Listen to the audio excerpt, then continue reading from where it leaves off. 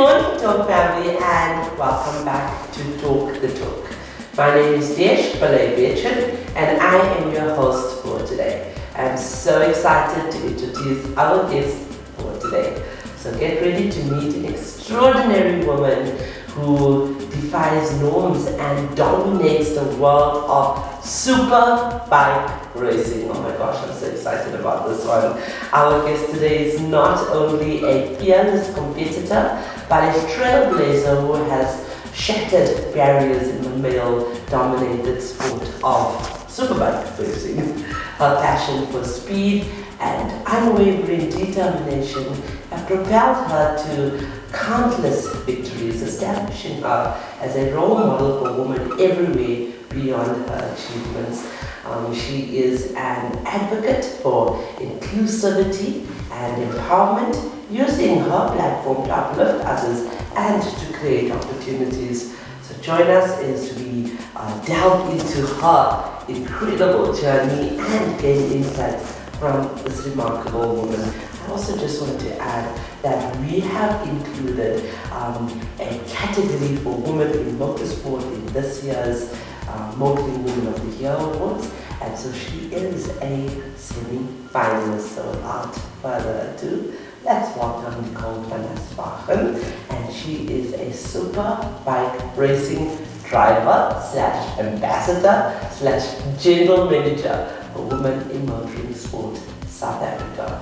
And as always, this interview is proudly brought to you by 𝐬𝐶 Solutions, MSc and 𝐬𝐿 by Nedbank.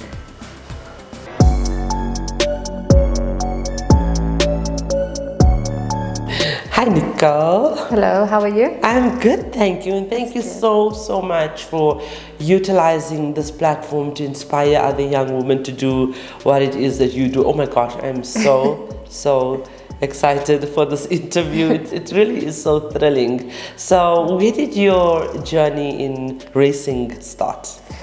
Well, my journey started when I was 18 years old. I was quite old actually, but I was a gymnast, Springbok gymnast and cheerleading captain, and so when I finally left school, I decided I want to race motorbikes. So that was in 2005. Wow.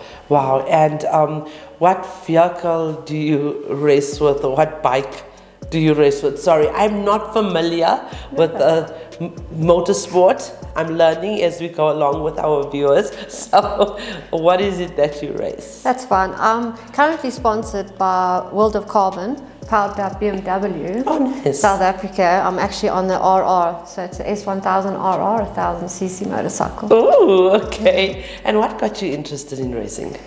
Interested when I was young. My parents did drag racing. My mom held the record for many years. My dad held the record. Where's your mom and dad?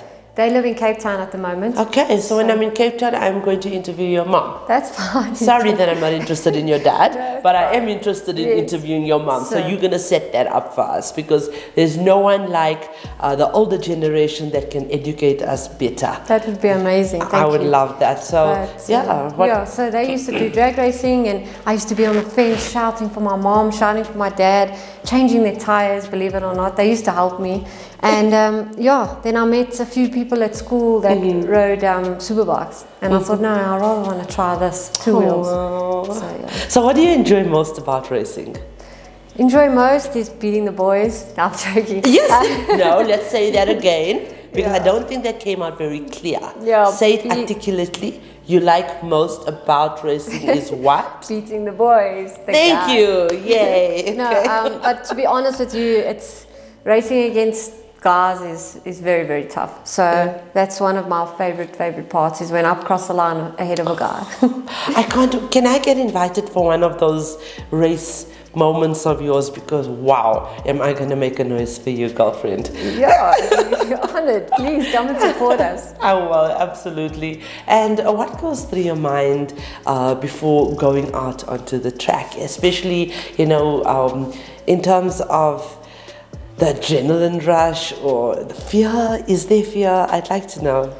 To be honest, there is fear, a lot of fear. Coming up to race weeks, you're quite agitated, irritated, because you're nervous, and it's not nervous. Obviously, you want to win, but it's also it is dangerous. Motorsport is dangerous. So you have to be focused. You have to be mentally strong.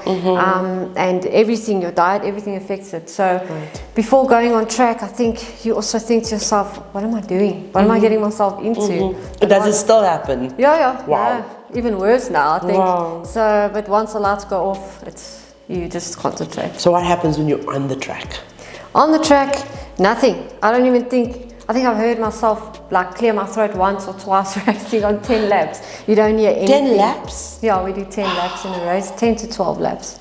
But yeah, you just concentrate. There's nothing going on in your mind. Right, but is there adrenaline at that point in time? Yes, your heart is beating fast. Oh my gosh. Okay, so how important is it to physically keep fit, and to keep your stamina in tip-top shape?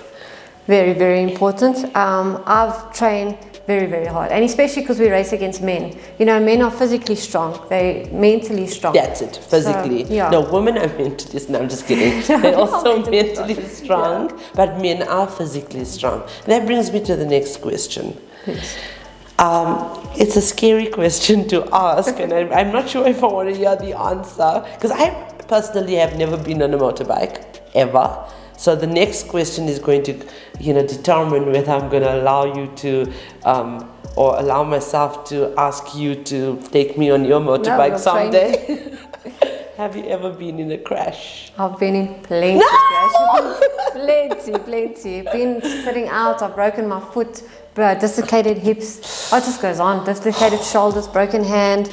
Yeah, unfortunately in the sport you have to crash because you have to find your boundaries, your limits. So it reminds me about that saying, you can only learn from failures. Learn from your mistakes. Yeah, mistakes and failures, because when you fail, that's where you really draw, further motivation, inspiration, and lessons from. Yeah. So, so tell us about your experience, especially with the sport being male-dominated. So in circuit racing, superbike racing, it's mainly men. There's not many women that race, but so it is tough, I've been on the podium with the men a few times, and they don't handle it well. When you beat them, you try to talk to them, they like rub off. But it is tough, but we try all the time. And that's more motivation for us to beat them. Yes, just beat them at their own game. No, I'm just kidding. I mean, it's so important for us to learn from them as well. I believe even in the motoring trade itself, I've learned so much from men, and they, not all of them, but most of them, in my experience, have been such great mentors and such great leaders. And we can only, we don't live long enough to make our own mistakes. No. So it's so important to just draw that strength and courage and even knowledge from them. So, with an open mind, we should all invite them onto this platform as well. Not just this platform. I know you have a platform of your own. I hope and pray that you will, use that platform to inspire people in motorsport. Any advice for young women that want to be in motorsport? So my advice is, please come and see us. There's two of us that race together for BMW. We would love to help you. What's her name? Her name is Mo. So she's also a great ambassador for Women in Motorsport South Africa. We work together. We've actually got a Basadi in Motorsport, an MPO, that we actually train ladies. So we're going to just use that link, and we're going to have it in our caption. So ladies, please get in contact with them. It is so important for us to champion for each other. Anything else that you'd like to tell them? Yeah, I would just like to also say thank you to everybody who's been involved for bringing us here. Thank you for Motorsport South Africa, Women in Motorsport, all the women federations for bringing women into this journey. Absolutely. Well, we thank MFC, a division of Nedbank, and Avo by Nedbank and Seriti Solutions, who powers Talk the Talk, for allowing us to have this platform, because even though we don't have thousands of views yet on our videos, this just may touch someone's life. There might be a young girl sitting there in grade 25 right now and That's saying, what we want. listen, I want to be like Nicole, and I want to do, racing, and I want to be a champion, and, race super bikes, and hey, BMW sponsors, you'll never know. So thank you so much for spreading the knowledge. Thank you very, very much. You're welcome. You're welcome. So, as you heard, ladies, nothing is impossible. There was a guy that went to, I think, Britain's Got Talent just recently. He was on a crutch. He is from Soweto, and he says, I am possible. So nothing is impossible. I just like to say, step out of the history that is holding you back. Step into the new story you are willing to create. And that's what Nicole did. That's what our mom did. So ladies, when we succumb to fear, we limit ourselves, hesitating to seize opportunities and to embrace the unknown. But those who possess fearlessness and those who possess the will to try and that unique perspective, they acknowledge the challenges and the obstacles, yet they refuse to let fear dictate their actions. They courageously confront life head on and taking the necessary steps to achieve their goals and to make a meaningful impact. So, ladies, embrace your fearlessness, see life as it truly is, and forge ahead with unwavering determination. The world awaits your extraordinary contributions.